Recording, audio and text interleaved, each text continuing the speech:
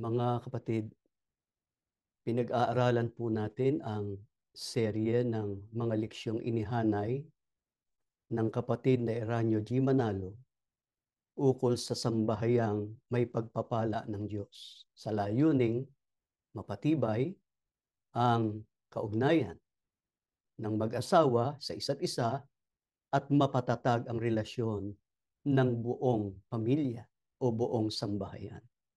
Sa unang leksyon ay pinag-aralan po natin na ang Diyos ang nagtatag ng pag-aasawa.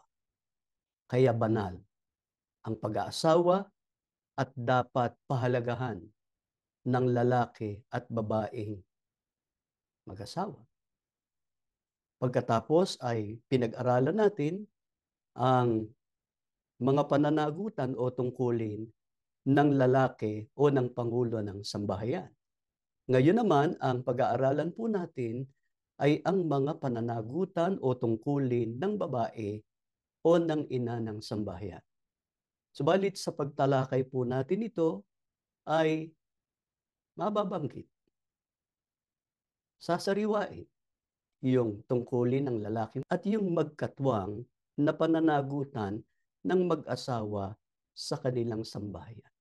Ano po ba ang isa sa mga pananagutan ng asawang babae o ng ina ng sambahayan? Magsimula tayong bumasa dito sa Efeso sa 5:22 hanggang 24. Pahayag ito ni Apostol Pablo. Mga babae, pasakop kayo sa inyong sariling asawa na gaya ng sa Panginoon. Sapagat ang lalaki ay pangulo ng kanyang asawa, gaya naman ni Kristo na pangulo ng iglesia na siya rin ang tagapagligtas ng katawan. Datapwat kung paanong ang iglesia ay nasasakop ni Kristo, ay gayon din naman ang mga babae ay pasakop sa kani-kanyang asawa sa lahat ng mga bagay. Ano po ang isa sa mga pananagutan ng asawang babae o ng ina ng sambahayan? Ang sabi ng Biblia, mga babae, pasakop kayo sa inyong sariling asawa gaya ng sa Panginoon. Hindi po natin dapat baligtarin ito na yung babae ang sumasakop sa kanyang asawa. Hindi maaaring pamunuan ng babae ang kanyang asawa. Bakit? Sapagkat yung kaugnayan o relasyon ng babae at lalaking mag-asawa ay itinulad sa kaugnayan ng Panginoong Hesukristo sa kanyang iglesia. Ang Panginoong Hesukristo ang Pangulo, ang babae ang katawan o pinangunguluhan ng ating Panginoong Hesukristo. Kaya ang pahayag pa ng Biblia, mga babae, pasakop kayo sa inyong asawa na gaya ng sa Panginoon. Kung paanong ang iglesia ay nasasakop ni Kristo, ay gayon din naman ang mga babae ay pasakop sa kani-kanyang asawa sa lahat ng mga bagay. Pansinin niyo po yung salitang yun. Sa lahat ng mga bagay. Kaya nga, sa panig ng lalaki, dapat kung ano yung inaasahan ng Diyos sa Pangulo ng Sambahayan, ginagawa niya yun. Tinutupad niya yun. Pagka tinutupad niya yun, karapat dapat siya sa pangungulo, sa kanyang sambahayan, at dapat naman ang babae ay pasakop sa kanyang asawang lalaki. Ano po ang kailanman ay hindi dapat gawin ng babaeng may asawa sa kani-kanyang asawa para matupad ang kalooban ng Panginoong Diyos. Basahin natin ang sagot dito sa unang Timoteo sa 2:11 hanggang 12, pahayag din ni Apostol Pablo. Ang babae mag-aral na tumahimik na may buong pagkapasakop Ngunit hindi ko ipinahihintulot na ang babae ay magturo ni magkaroon ng pamumuno sa lalaki, kundi tumahimik upang matupad ang kalooban ng Panginoon Diyos na ang babae ay dapat pasakop sa kanyang asawang lalaki, ano ang kailanman ay hindi dapat gawin ng mga babaeng may asawa sa kani-kanyang asawa. Ang sabi ng Biblia, hindi ko ipinahihintulot na ang babae ay magturo ni magkaroon ng pamumuno sa lalaki, kundi tumahimik. Sa halip, ano ang bilin? Ang babae mag-aral na tumahimik na may buong pagkapasakop. Kaya labag po sa aral ng Biblia, ang ginagawa ng ibang mga babae na masalita, nager sa kanilang asawa at sinasakop o dinodomina ang asawa. Sa ano po ba itinulad ng Biblia? Ang isang asawang nager o masalita. Dinggin ninyo ang nakasulat dito sa Kawikaan sa 27, 15 hanggang 16. Ganito ang ating mababasa. Nakayayamot ang babaeng masalita, tulad ng ulang ayaw tumila. Mahirap siyang patigilin, para kang dumadakot ng langis o pumipigil sa hangin. Mga kapatid, binasa lang natin yung pahayag ng Biblia, yung description ng Biblia sa babaeng nager o masalita. Ang sabi, nakayayamot. Ano ba ang katumbas ng nakayayamot? Nakakainis. Ang asawang masalita, tulad ng ulan na ayaw tumila. Mahirap siyang patigilin, para kang dumadakot ng langis o pumipigil sa hangin. Pagka binasa po natin yan sa ang salita ng Diyos, medyo masakit yung salitang ginamit. Pero nasa Biblia yon. Ang sabi, ang asawang bungangera ay parang tumutulong bumangan sa panahon ng tag-ulan. Hindi siya mapatigil. Tulad ng hangin hindi mapigilan o kaya ng langis na hindi mahawakan. Sa makatuwid, mahirap patigilin. Waring imposible na patigilin ang babaeng nager, ang babaeng masalita. Pagka binasa natin ang kahulugan ng nager o masalita o bungangera, laging nanggagalaiti. Lagi na lang naninisi.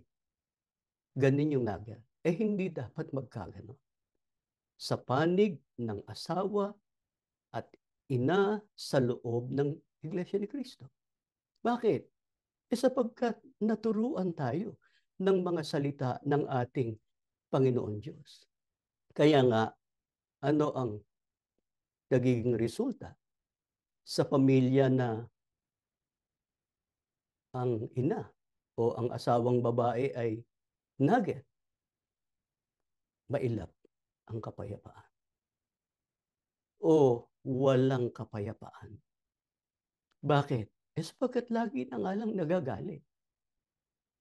Ultimong sa maliit na bagay, nagagalit, at pagka nagalit ay nanggagalaiti. Ano ang resulta? May mga asawang lalaki na lagi na lang may pangamba na kung uuwi siya sa bahay, galing sa trabaho, pagod, makakarinig na naman siya ng talak, dakdak, mga kolokyal na salita sa babaeng nager. At sa panig naman ng mga anak, mas ginugusto pa ng mga anak na manatili sa labas ng bahay upang humanap ng kapayapaan ng isipan sa mga kaibigan, sa mga kabarkada. Ang nagiging suliranin pagka ganoon, pagka namali ng pagpili ang mga anak ng babarkadahin ay nagiging sanhiyo ng kanilang pagkariwara. Sumasampalataya kami na sa mga dumadalo ngayon sa pagsamba, walang ganito. Matitino ang mga asawang babae ng mga kasama namin nagkakatipon ngayon sapagkat tayo naninindigan sa panig ng katotohanan. Ang katotohanan tinutukoy yun yung mga salita ng Diyos. Kaya dapat maging huwaran. Kapwa ang lalaki at ang babae na may asawa sa kanilang sambahayan, sa kanilang mga anak, maging sa kapwa-tao. Gaano raw kahirap na patigilin ang asawang masalita para daw dumadakot ng langis na habang tinitikom ang fist o ang kamay, walang nadadakot. Parang pumipigil sa hangin na anuman ang gawin ng sino man, hindi niya mapigilan ang hangin. Pero sa isang lubos na nakaunawa ng mga salita ng Diyos, sa isang tunay na sumasampalataya sa mga salita ng Diyos, mga kapatid, walang imposible. Batay sa binasa natin sa unang Timoteo 2:11-12, hindi lamang mali na inag ng asawang babae ang kanyang asawa, maging ang kanyang mga anak, ang lalong masama ay dominahin o pamunuan ng asawang babae ang lalaki. Sabihin pang mas mataas ang pinag-aralan ng babae o may mas maganda siyang career o profesyon o masasabing mas successful siya kaysa sa kanyang asawa, hindi pa rin nangangahulugan yun na maaari niyang dominahin ang kanyang asawa dahil labag yun sa kalooban ng Panginoon Diyos. Kapag nilabag ng babae ang kautosang ito ng Diyos sa bandang huli, ang masasakripisyo o ang masisira ay ang relasyon niya sa kanyang asawa at mga anak. Ikasisira yon ng kanilang sambahayan. Subalit, sinong babae o ina ang hindi mangnanag ni magpapakita ng mga kilos na makapananakit ng damdamin ng asawa at mga anak. Kaya kailanman ay hindi makapagpapahinayo o sisira ng relasyon ng pamilya. Pakinggan nyo nakasulat dito sa pahayag pa rin ni Apostol Pablo sa Tito 2, talatang 4. Upang kanilang maturuan ang mga babaeng may kabataan na magsiibig sa kani-kanyang asawa, magsiibig sa kanilang mga anak, magpakahinahon. Sino pong babae o ina ang hindi mangnanag ni magpapakita ng mga kilos na makapananakit ng damdamin ng asawa at mga anak? Kaya kailanman ay hindi makapagpapahina o sisira ng relasyon ng pamilya. Ang babaeng umiibig sa kanyang asawa at mga anak. Kaya kung paanong inaasahan ng Diyos ang mga lalaking may asawa na ibigin ang kani-kanyang asawa, gayon din inaasahan ng Diyos na ang bawat babae magsiibig sa kani-kanyang asawa. Ano po ang isang kahayagan ng tunay na umiibig sa asawa at mga anak? Ang sabi, mangagpakahinahon. Kaya ang tunay na umiibig, mahinahon sa pakikitungo sa asawa at mga anak. Kabaligtaran yon ng nager. Yung nager, walang kahinahinahon yun. Sabi nga namin sa inyo kanina, nang gagaliiti yun kung magalit. Ang umiibig kung nagagalit man. Sapagkat normal na damdamin sa tao yung magalit. lalo't may nagawang mali, yung asawa, yung mga anak. Pero kung magalit man siya, kung magsalita man siya, nararamdaman yung pag-ibig. Hindi naman bawal ng Diyos yung magalit eh. Nakasulat pa nga sa Biblia, magalit ka pero huwag kang magkasala. Eh sino yung nagagalit na nagkakasala? Eh hindi na maalis-alis yung galit. Lagi na lang nagagalit. Kaya hindi maramdaman ng kinagagalitan yung kanyang pagmamahal. Pero yung tunay na umiibig, nakapaghihikayat yun eh. Doon sa kanyang kinagagalitan na magbago.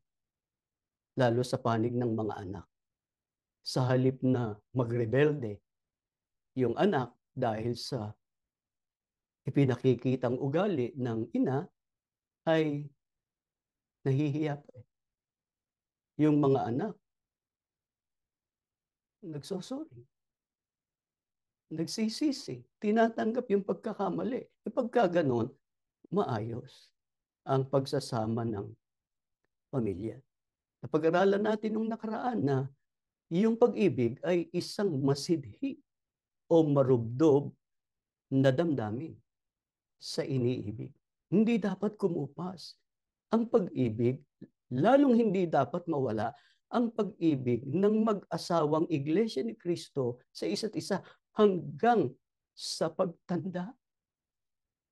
Dapat habang lumilipas ang panahon, tumatagal ang pagsasama ng mag-asawang Iglesia ni Cristo, lalo silang nagiging malapit sa isa't isa. Lalong lumalapat ang damdamin nila sa isa't isa. Oo, merong individual differences. Merong gusto yung isa na ayaw ng isa. Ayaw ng isa na gusto ng isa. Subalit pagka iginalang ng mag-asawa yung kautusan ng Panginoon Diyos, maayos. Magiging payapa ang kanilang pagsasama.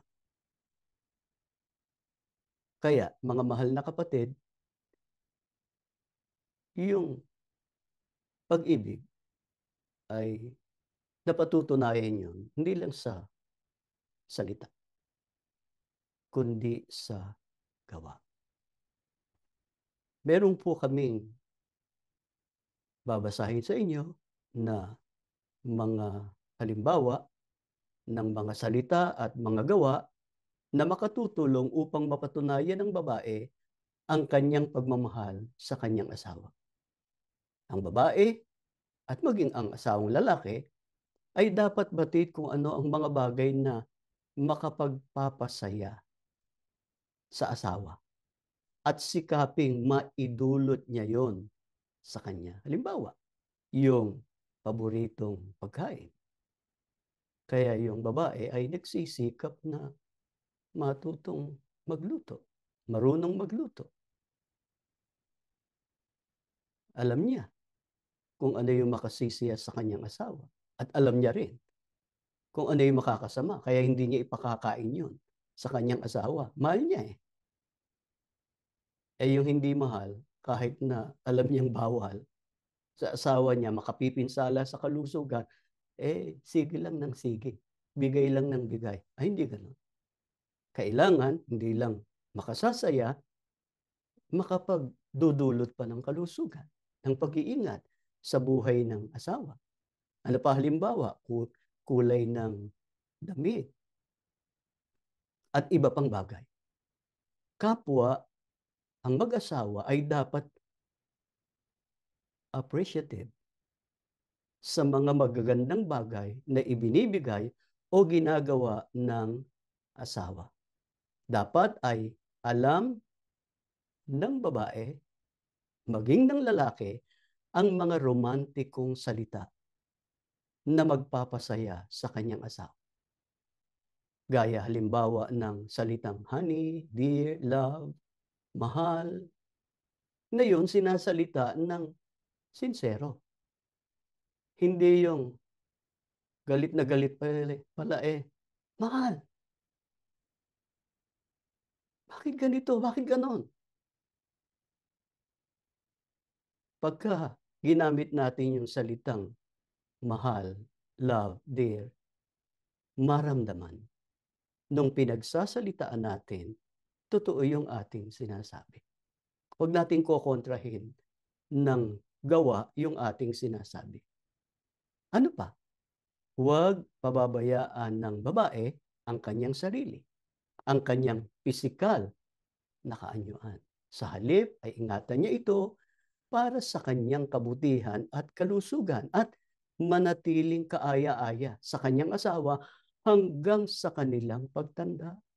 Huwag yung habang tumatagal, lalo't nagkakaanak, ay nagiging losyang. Alam niyo yung kahulugan ng losyang. Walang ayos. Pabayang magbihis ng maayos. Mga kapatid, kung inaasikaso man ng babae ang kanyang asawa at mga anak, ay dapat may panahon pa rin siya sa pag-aasikaso sa kanyang sarili. Sino makagagawa nun? Yung organisado sa lahat ng kanyang paggawa. Dapat din niyang malaman na ang labis na pagsiselos o ang pagiging mapaghinala ay hindi kahayagan ng pag-ibig, kundi kawalan ng pagtitiwala. Yan man ay sisira sa relasyon ng mag-asawa. Hindi dapat maging fault finder o mapamintas, naninisi o laging pinupuna ang asawa dahil makapagpapahina yun ng kanyang loob at ikawawala ng tiwala sa sarili. Dapat niyang tandaan na ang lalaki o ang pangulo ng sambahayan ang haligi ng tahanan, na dapat ang haligi matatag at matibay sa pagtataguyod ng pamilya. Kapag mahina ang haligi, mabuhay ang bahay at maaaring bumagsak. Gayon din ang pangulo ng sambahayan. Pagka mahina, ang buong sambahayan ay babagsak o mawawasak. Paano pa? Dapat pakitunguhan ng mga babae ang kani-kanilang asawa. Balikan natin ang Efeso sa 5, talatang 33 naman ang ating babasahin. Ganitong pahayag ni Apostol Pablo. Gayunman ay umibig naman ang bawat isa sa inyo sa kani-kanyang sariling asawa, gaya ng sa kanyang sarili. Ito ay sa lalaki sinasabi, ay sa babae. At ang babae ay gumalang sa kanyang asawa. Sa makatwid, hindi lang dapat ibigin ng asawang babae ang asawang lalaki, kundi dapat igalang ng babae ang kanyang asawa. Dapat alalahanin ng mga babae na ang kanilang asawa ang pangulo ng sambahayan at bilang pangulo o tagapanguna ay dapat ma-preserve o mapanatili yun. Inuulit po namin, ang kaugnayan ng mag-asawa itinulad sa kaugnayan ng Panginoong Hesukristo at ng Iglesia. Ang Panginoong Hesukristo ang sumasakop sa Iglesia at hindi ang Iglesia ang sumasakop sa Panginoong Hesukristo. Pagka iginagalang ng babae o ng ina ang kanyang asawa, yun din ang gagawin ng mga anak sa kanilang ama. Subalit, paano maipakikita ng mga anak ang paggalang nila sa kanilang ama kung nakikita nila na ang kanilang ina ang pangunahing hindi gumagalang sa kanilang ama? Paano niya aasahan ng ibang tao na huwag lapastanganin ng kanyang asawa kung siya mismo na asawa ay lumalapastangan sa kanya? Kaya, bagaman ang babae ang better half o kabiyak ng kanyang asawa, ay may pananagutan o tungkulin siya na maging tagapagpaalala sa asawa. iwasan niya na lagi na lang siyang kumokontra sa kanyang mga desisyon, lalo na sa harap ng mga anak at ng ibang mga tao. Maraming mga babae,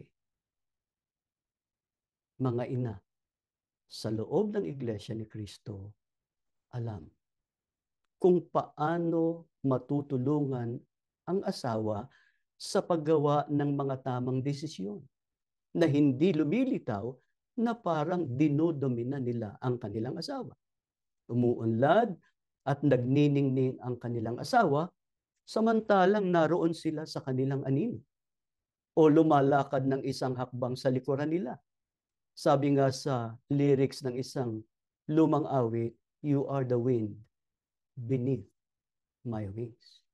Ang asawang babae ay hangin sa ilalim ng mga pakpak ng kanyang asawa. Mabuti siyang partner o katuwang ng kanyang asawa. Ang tagumpay ng kanyang asawang lalaki ay tagumpay rin niya at ng kanilang buong sambahayan.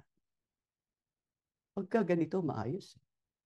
Ang pagsasama ng mag-asawa, walang dahilan para maghiwalay, kundi maingatan, mapanatili ang pagiging buo, matibay, matatag ng bawat sambahayang Iglesia ni Cristo.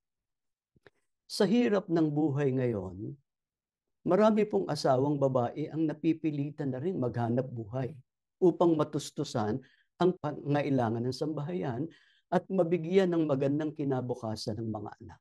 Bagamat ang lalaki ang siyang nananagot na tumustos sa pangangailangan ng pamilya.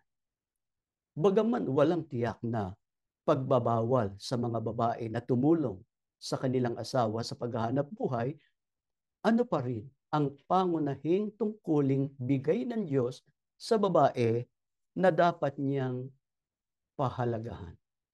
Mga kapatid na babae, mga inang nakikinig ngayon, pakinggan po nating mabuti itong babasahin nating talata. Narinig na natin ito bago ikasal, sapagkat merong seminar sa babae at lalaking mag-aasawa at sa mismong kasal. Inuulit lang sa atin ngayon. Ito po, ulitin ko, nakasulat sa Kawikaan 31:27 hanggang 29. Kanyang tinitignang mabuti ang mga lakad ng kanyang sambahayan at hindi kumakain ng tinapay ng katamaran. Nagsisibangon ng kanyang mga anak at tinatawag siyang mapalad. Gayon din ang kanyang asawa at pinupuri siya niya na sinasabing maraming anak na babae ay nagsisigawang may kabaitan, ngunit ikaw ay humihigit sa kanilang lahat. Bagaman walang tiyak na pagbabawal sa mga babae na tumulong sa kanilang asawa sa paghahanap buhay, ano pa rin ang pangunahing tungkuling ibinigay ng Diyos sa babae na dapat niyang pahalagahan. Nabasa natin, tinitingnang mabuti ang mga lakad ng kanyang sambahayan at hindi kumakain ng tinapay ng katamaran. Kaya nga, hanggat maaari, ang babae ay nasa bahay lang. Pero dahil nga sa realidad ngayon, sa hirap ng buhay ngayon, napipilitan ang mga ina na maghanap buhay. Pero magkaganon man, ang pangunahin pa rin lugar ng babaeng may asawa ay ang tahanan upang pangasiwaan ang lakad ng kanyang sambahayan. Kaya nga, ang sabi sa talata, magpakalinis. Hindi lamang malinis sa katawan, hindi lamang malinis ang pamumuhay, malinis din, maayos sa tahanan. Nagpapakasipag sa bahay. Pag binasa natin ang katumbas niyan sa Bibliang Ingles, good housewife, homemaker. Kaya kahit pa may kakayahan ang mag-asawa na magkaroon ng mga kasambahay o mga helpers, yung babae pa rin ang nangangasiwa sa paggawa ng mga gawaing bahay at higit sa lahat sa pag-aasikaso sa pangangailangan ng asawa at ng mga anak.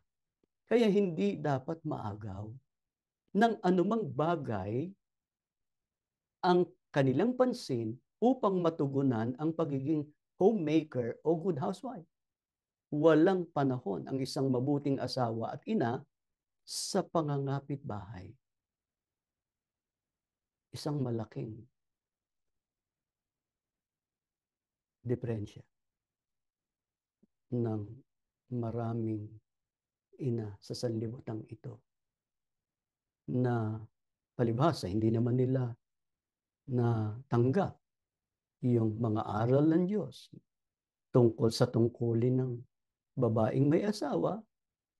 Ayun, ang mas pinag-uukulan ng panahon at pansin, yung pangangapit bahay, yung pakikipag-chismisan, yung pakikipag-usap sa iba tungkol sa buhay ng may buhay. Walang panahon doon. Ang isang mabait, mabuti, at mapagmalasakit na asawa at ina. Tinitignan niyang mabuti ang lakad ng kanyang sambahayan. Hindi lang tinitiyak na maayos yung asawa pagkapapasok ng trabaho, nakakain ng maayos, ganun din ang mga anak napapasok sa eskwela, sinisikap niya na iayos ang lahat ng bagay. Pero gaya nga ng binanggit namin sa inyo kanina, hindi dapat kalimutan na alagaan ang sarili, maging maayos. Pagka ganito ang ina, napansin ninyo yung sinabi sa talata, nagsisibangon ang kanyang mga anak na tinatawag siyang mapalad. Masaya ang mga anak pagka ang ina ay mapagmahal, mapagmalasakit, mapag-aruga, iniintindi, inaasikaso sila. Kaya yung mga anak, pagkagaling sa eskwela, gusto umuwi eh. Gusto nilang makita yung nanay nila. Bakit? Doon sila kumukuha ng mabuting halimbawa na pagka sila ay may sarili ng pamilya, may sarili ng asawa at mga anak, gagayahin nila kung ano yung mabubuting bagay na ipinakita at itinuro sa kanila ng kanilang mabuting ina. Sa panig naman ng lalaki, ang sabi, gayon din ang kanyang asawa. At pinupuri siya niya na sinasabi, maraming anak na babae ay nagsisigawang may kabaitan, ngunit ikaw ay humihigit sa kanilang lahat. Ganon tinitignan ng lalaking ang napangasawa niya ay isang huwaran, isang mabuting asawa. Ang sabi, maraming mababait na babae nagsisigaw ang may kabaitan. Ngunit ikaw, yung asawa niya, humihigit sa kanilang lahat. Kaya payapa at masaya ang pamilya pagka ganito ang ina ng tahanan. At marami ng ganitong asawa at ina sa loob ng Iglesia ni Cristo. Kasama kayo doon. O kung hindi man, may pagkakataon pa. Kaya nga, pinag-aaralan natin ito Sinasariwa sa atin ang mga aral ng Diyos. Hindi natin ito pinag-aaralan para sumbatan, para saktan ang kalooban ni naman, kundi para maiayos natin ang ating kaugnayan sa ating asawa at mga anak. Kaya napakahalaga mga kapatid, na ang bawat miyembro ng sambahayan, lalo na ang mga magulang, ang ama, ang ina, ay lumalakad o nabubuhay ng ayon sa mga kalooban ng Diyos. Pagka ang nakita ng mga anak ang kinamulatan nila, ang kanilang ama't ina, gumagalang sa mga aral ng Diyos, sinusunod ang mga kautusan ng Diyos tungkol sa pananagutan ng mag-asawa, mga kapatid, hindi nila makakalimutan. Kaya maraming mga anak, palibhasay, natuto sila sa kanilang ama't ina ng wastong paraan ng pagdadala ng pamilya. Yun din ang ginagawa nila ngayon, na sila ay meron ng sariling pamilya. At kung matanda na ang ama't ina, sila yung nag-aaruga. Sila yung nag-aasikaso. Hindi nila nililimot yung mabubuting bagay na ginawa sa kanila ng kanilang mga magulang. At yung mga anak na papasok pa sa buhay may asawa, kung ano yung nakita nila sa kanilang mga magulang, yun din ang gagawin nila. Ay gaano ba kahalaga?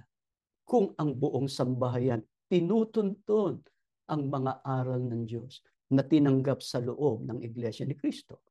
Nakasulat sa awit 119, 1 hanggang 2 at 6, mapalad silang sakdal sa lakad na nagsisilakad sa kautusan ng Panginoon. Mapalad silang nag-iingat ng kanyang mga patotoo, na nagsisihanap sa kanya ng buong puso. Hindi nga ako mapapahiya pagka ako'y nagkaroon ng galang sa inyong lahat na mga utos.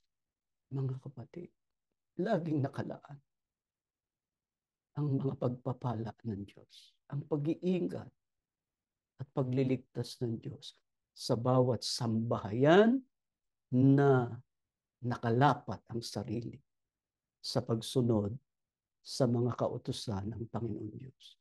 Sa pamumuhay matuwid, sa paghahanap buhay, nagpapakatuwid, lalo na sa paglilingkod sa ating Panginoon Diyos.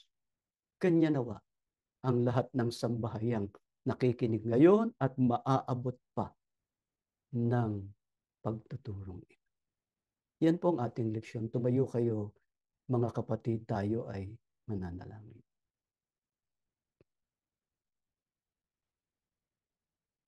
Ama naming Diyos, napakabuti mo sa amin.